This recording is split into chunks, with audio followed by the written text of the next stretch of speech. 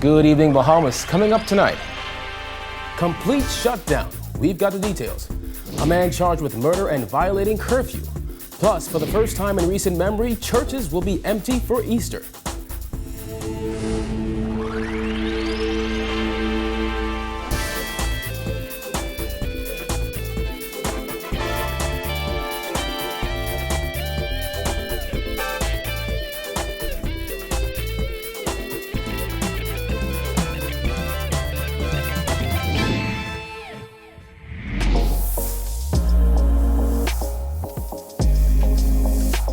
Our news is brought to you by Alive. Welcome to Our News and thanks for joining us. I'm Kyle Joaquin. Prime Minister Dr. Hubert MINNIS has ordered a complete shutdown of all services this weekend with very limited exemptions. The order will take effect at 8 p.m. and will expire on Monday at 5 a.m. He made the announcement during a news conference at the Ministry of Health this afternoon. Jared Higgs has more. As he lamented the number of people and cars still traveling the streets during the country's lockdown, MINNIS said the orders handed down haven't been taken seriously enough. This afternoon, he announced a complete shutdown of all services with limited exemptions. Because there's a surge and community spread, the government decided, based on the advice of health officials, that effective 8 p.m. tonight, Friday, the 3rd of April, a complete shutdown of all services will be implemented until Monday, the 6th of April at 5 a.m. MINNIS says the only personnel not affected by the weekend shutdown are hospitals, hotels with guests, the police and defense forces, bat operations, security companies, media and essential workers at BPL and Water and Sewage Corporation. 5 a.m. on Monday, April 6, 2020, the previous 24-hour curfew, including the previous exemptions, will be back in effect. The Prime Minister's announcement comes hours after Ministry of Health officials confirmed the deaths of 2 more COVID-19 patients. Minister of Health Dr. DUANE Sands expressed condolences to the families. The deceased patients included a 67-year-old female and a 79-year-old male. Investigations are being conducted into the details surrounding the cases. Contact tracing continues. Officials also provided an update on the case of the 9-year-old girl who was diagnosed with COVID-19. Dr. Mercelin Dal Regis says the young child is connected to a previous case. She's the daughter of one of our earlier cases that had traveled to the Dominican Republic, and she's doing well, but we're monitoring her. Meanwhile, MINNIS was adamant that following government's orders is a matter of life and death. If you want to live, stay at home. If you choose to die, don't take our healthcare workers with you. Don't take others with you.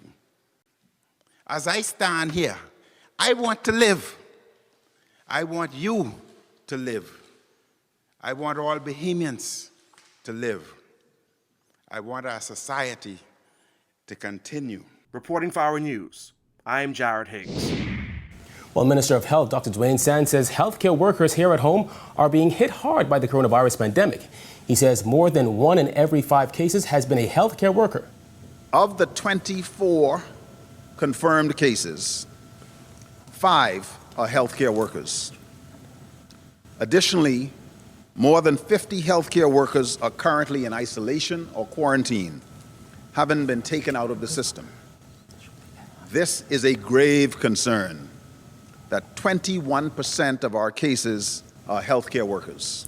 Officials acknowledge that healthcare workers are naturally at higher risk, but they are urging Bahamians to follow government guidelines. Sands says if people don't listen, there could be a shortage of doctors and nurses.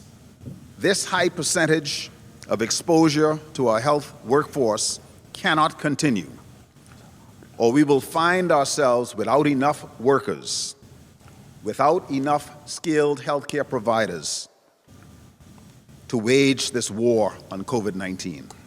Sands says given their high-risk environment, healthcare workers are offered accommodations that allow them to stay at work and avoid going home to family members. Still, though, he says it is up to Bahamians to comply with the measures put in place to stop the spread of the coronavirus. People have continued to party. Just today, there was a huge block party that had to be broken up. People continue to have large funerals. And it's as if the message is okay for some people, but not for me. If we all take it seriously and understand the part that we play, then we will see this curve flattening. In other news, a 20-year-old man accused of murdering another man off Hospital Lane back in January was charged in the magistrate's court today. Georgia Bain reports. 2 men who were brought before the magistrate's court to face murder and attempted murder charges were also charged with violating recently implemented curfew regulations. 20-year-old Keyshawn Bethel in the tan hoodie of South Beach was charged with the January 5th murder of Lyndon Humes. According to police reports, Humes had just dropped a female off at a home off Hospital Lane when he was approached by a gunman who shot him and ran away. Humes attempted to drive away from the scene but crashed into a tree a short distance away. He was pronounced dead on the scene. Bethel was also charged with violating curfew and was said to be caught outside of its home after 2 Wednesday morning. Bethel entered a not guilty plea to this charge. He was not required to enter a plea to the murder charge and returns to court on June 2nd. He was remanded to the Bahamas Department of Corrections, where his lawyer requested that he be placed in the remand center due to safety concerns. Meanwhile, 27-year-old Ferron Palmer in the black shirt was charged with the March 28th attempted murder of Jerron Thompson. Palmer was also charged with violating curfew and being outside of the confines of his home at 10 p.m. on March 28th. Palmer was not required to enter a plea to the attempted murder charge, but entered a not guilty plea to violating curfew. Prosecution will proceed by way of a voluntary bill of indictment on both matters. The matter was adjourned and he returns to court on June 2nd. Reporting for our News, I'm Georgia Bain. There is no shortage of oxygen on the island, according to one medical and welding supplies company that is stocked up on breathing equipment for hospitals and those who need it amid a global shortage of ventilators. There's no shortage of oxygen on the island from our standpoint, no.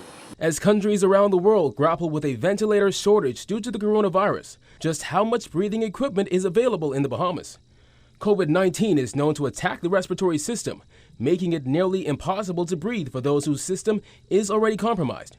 And with some parts of the U.S. having to make the tough call of who gets what, VP of R&R Medical and Welding Supplies Vincent Morley says he has been inundated with calls from concerned parents of asthmatics. I think a lot of Bahamians are taking it seriously. I'm getting a lot of calls in terms of masks, the gloves, and then of course oxygen. I've seen new customers come in. Morley's company supplies oxygen in bulk for one of the country's major hospitals.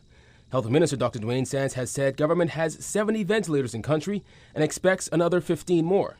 But with a surge of cases in the Bahamas, Morley says concern is growing as to whether there is enough breathing equipment to meet the demand. Once my suppliers have demand, product on hand, of course we wouldn't run out on product. These are the large size cylinders for oxygen for home care and also for hospital uses. So it's the demand has not picked up as much as yet, but I'm sure in another couple of weeks or so, it will get extremely high. Morley said watching what is happening around the world, his company has stocked up on things like gloves, masks, oxygen tanks, and nebulizers in the event things get out of hand locally. We have the kids nebulizers. We also have the adults nebulizers. Then we also have the medical oxygen cylinders, which we supply, which is for kids and adults. These down here? Adults, yeah, for portable. And this is how it looks. You know, patients have to bring the doctor's prescription first before we are able to service them first. It's protocol. And once they provide that, we know how many liters the patient is breathing at and so forth. And once we make them comfortable, then we're able to service them. And we also have a 24-hour service on the medical oxygen. So if you need oxygen at home, we can provide it for you. As the state of New York records nearly 3,000 deaths from the novel coronavirus, one Bahamian living in Manhattan says he's not taking any chances. He's also cautioning Bahamians to take the pandemic seriously. Berthany McDermott has more. Bahamian actor Jonathan Farrington lives in Manhattan and is urging Bahamians to take the threat of the COVID-19 pandemic seriously as the death toll from the virus in New York continues to rise. New York is considered to be one of the hardest hit states in America, with more than 100,000 confirmed cases and nearly 3,000 deaths. 45 additional mobile morgues have been set up in that state. Bahamians really just need to understand that this is not a joke. You know, I hear a lot of people are out, you know, having parties or just hanging out, but this is really serious. And initially people thought that this was only affecting a certain age group, but we have seen that, you know, there have been persons as young as 25 who had no pre-existing health conditions who had succumbed to this virus. So it's very serious and it should be taken very seriously. Farrington says stores in New York are sold out of sanitary and cleaning supplies, meaning he was forced to come up with creative ways to protect himself. All of the grocery stores are literally just out of cleaning products. When you think about like hand sanitizers and Lysol sprays, and so yeah, you just kind of have to be really creative. I got a lot of alcohol and I kind of made my own cleaning products, use some bleach, you know, where I can to wipe things off. You just got to really be creative in this time. Amid a surge in coronavirus cases in the Bahamas, Farrington applauded government's decision to close the borders to all incoming persons, all in an effort to control the spread of the virus. I think the government closing off its borders is wise. A lot of countries are doing that. That's the only way that we can kind of like self-contain and treat and control this outbreak. Despite the dire circumstances, the Bahamian actor says he's not letting it kill his spirit. This is a time where you just have to really be creative and not allow the panic and fear to take over. So right now I'm feeling very, very, very neutral. I'm taking care of myself, and I just want you guys back home to just really be safe. Take care of yourselves, love on your family, take this time to just really, really cherish everyone and cherish those moments. Because I'm a believer that this is going to pass and we're going to be better after this. Reporting for Our News, I'm Berthany McDermott. This time last year, the country's #1 gateway was welcoming record arrivals of visitors to Lynden Pindling International Airport. However, with the country now on lockdown, flights are few and far between. This has meant big changes for air traffic controllers. Jasmine Brown reports. The month of April is typically one of the busiest periods for the Lynden Pindling International Airport. But with the country currently fighting the COVID-19 pandemic and the borders closed off to incoming passengers, the seasonal rush has come to a screeching halt. Bahamas Air Traffic Controllers Union President HINSEY MCKENZIE says they have had to adjust, placing a skeleton staff to oversee the cargo and emergency flights that are still in operation. For the past week, we had changed our shifts so they could accommodate 2, maximum maybe 3 per shift. On 2 in the tower, 2 in the pre-guard, and 2 in flight service. That was working perfectly because the distance would be in there. There wouldn't have been much employees in the facility at any time, so we were making sure that safety was our priority and everything would be straight for employees coming to work. MCKENZIE says in addition to there being fewer air traffic controllers in the tower, they have also enforced strict social distancing and sanitizing rules. We even also had them bring sanitizers in to keep the place clean and all of that, and had the plane deep clean and all that. There was a whole bunch of things we were doing to protect ourselves at the facility. According to LPIA statistics, between April 18th to 22nd, 2019, an estimated 75,000 passengers moved through the 3 terminals at the Lynden Pindling International Airport. MCKENZIE admitted it has been surreal seeing the virtually empty airspace, given the record numbers in recent years. Yes, it is, but I mean, we can see because of what is happening around the world, everything is shut down. We can anticipate that, but we hope after countries are clean, we can expect an influx again. The COVID-19 emergency order number 2 was issued on March 24th and prohibited all foreign persons from entering the Bahamas through any public or privately owned air or sea port. 3 days later, Nassau Airport Development Company advised that LPIA was closed to all incoming commercial passengers. Reporting for Our News, I'm Jasmine Brown. All right, thanks, Jasmine. Still to come, Holy Week to take on a different tone during the global pandemic. Stay tuned.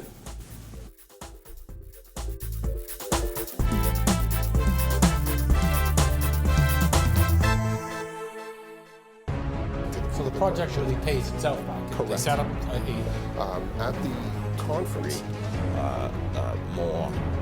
the school.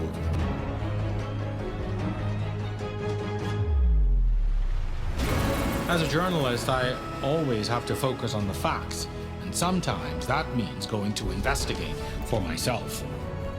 On the Record, Thursdays at 8 p.m. right here on RTV.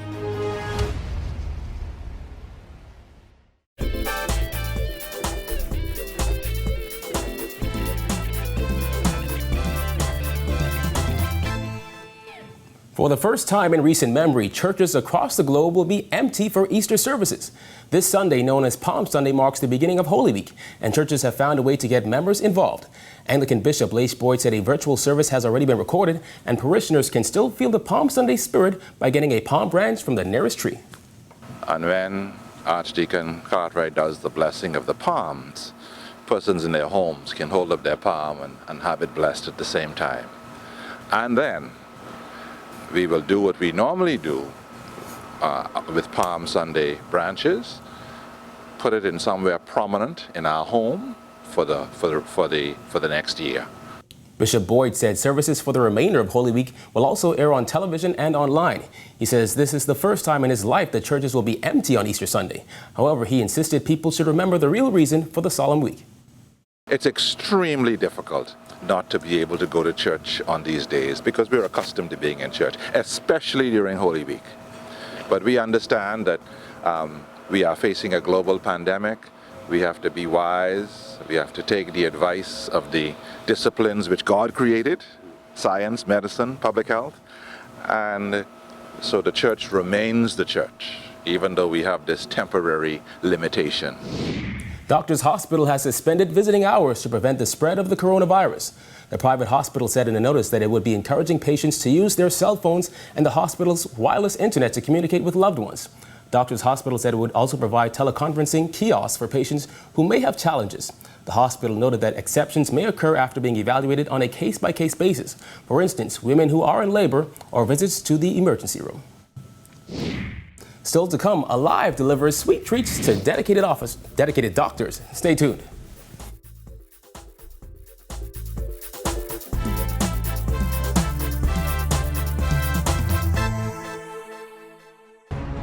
So the project really pays itself back. Correct. They set up At the conference, the school.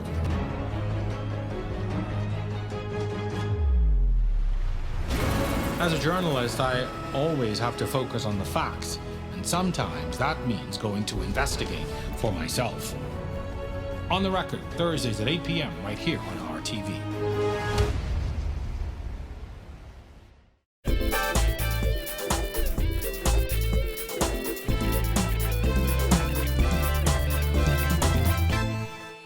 You're watching Our News. Welcome back. A local nonprofit now has more mouths to feed due to the mass layoffs caused by the coronavirus crisis. Georgia Bain has that. Great Commission Ministries President Bishop Walter HANCHELL said he expected a spike in people seeking assistance, but not by this much. At Great Commission Ministries right now, it's really difficult because all week we've had hundreds of persons come in looking just for grocery bags to take home, to cook, to prepare meals for their family. So many persons we've never seen before. I mean, hundreds. And so we've been giving out those grocery bags. We've been serving hot, delicious, balanced meals to persons in the community from all over New Providence. And but we need more. In order to prevent the spread of the coronavirus, HANCHELL said social distancing is a major factor during distribution. We're very strict at Great Commission with social distancing. We have the markings down, and if who don't apply, who doesn't comply to the markings, they don't get served. Simple. So if you want to eat, you're going to stand behind a line, and you're going to have to keep your distance. And it's a difficult crew, but God has given us the grace to deal with it. HANCHELL called on anyone who can afford to support their feeding program to help in any way that they can. He also reiterated his concern for those homeless persons who were taken into custody for violation of curfew. He called on the government officials to be lenient with those persons. I'm more concerned right now about the people on the streets, the homeless persons who have nowhere to stay. Should the Prime Minister lock the country down, they're going to have to take those persons off the street, put them in a safe house, and we're also requesting that the Prime Minister get those men out of prison. Those homeless persons that were sent to prison, because they had nowhere to stay and they violated the curfew. Well, it's time to get them out. That is very unjust. Reporting for our news, I'm Georgia Bain. Telecoms company Alive donated dozens of donuts and coffee today to hardworking doctors on the front line in Princess Margaret Hospital and clinics throughout Grand Bahama this morning. The healthcare providers were all smiles and filled with gratitude this morning as they sank their teeth into something sweet. Thank you, Alive. Thank you, Alive. God bless you. Alrighty, still to come how you can stay fit under lockdown. Stay tuned.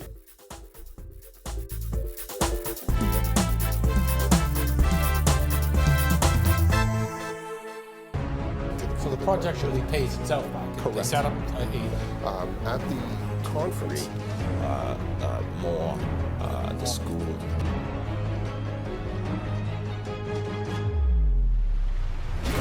As a journalist, I always have to focus on the facts, and sometimes that means going to investigate for myself. On the Record, Thursdays at 8 p.m. right here on RTV.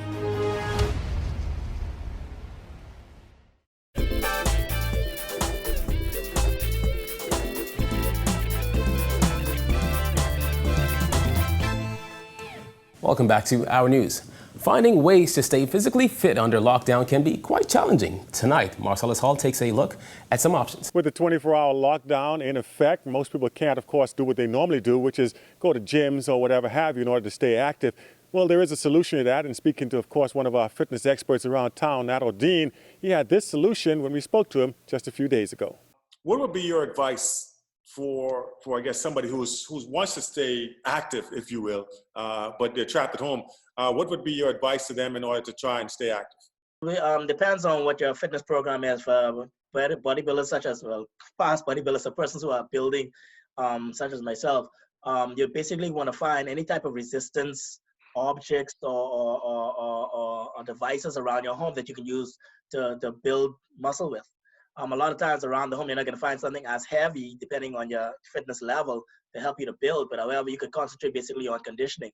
I'd advise anybody, no matter what your program is right now, is to use this time to work on diet and conditioning, because they're the two key things right now that you could actually find different options around your home in terms of exercise tools, whether it be lifting, an Acapure bottle, or some type of lightweight or a block or anything that has some type of weight to it, basically that you can physically handle safely and effectively. You can use to replicate basically the same type of exercise you do in the gym. It can be 2 cans of soup. It could be whatever it is. It could be a mop stick to do your twist and your stretches. You have to be open to different options and be creative. How much of an effect do you think this will have on the bodybuilding community and the federation moving forward? Well, like with every other sport, we're at a total standstill. We've been in communication with the head office of the IFBB, and basically every other Caribbean island in our region, as well as internationally, has shut down their calendars basically for the rest of the year. Mainly because of the fact, whereas for any show, you have to be able to stick on your training regime to be effective and be actually your peak for that particular show. And the way it's going now, we're going to be shut down basically until, I guess, August, September, before anybody can really get in some really good gyms globally, make it an even playing field, because even if one area opens up, another area is still closed down. All right, so there you have it. No excuses whatsoever in terms of staying active. You can use whatever's available to you, whether it's resistance bands, a jump rope, and sometimes you have to get creative and use a cinder block. Whatever works for you, it doesn't matter. The point is, let's keep moving. All right, for our news, I'm Marcellus Hall.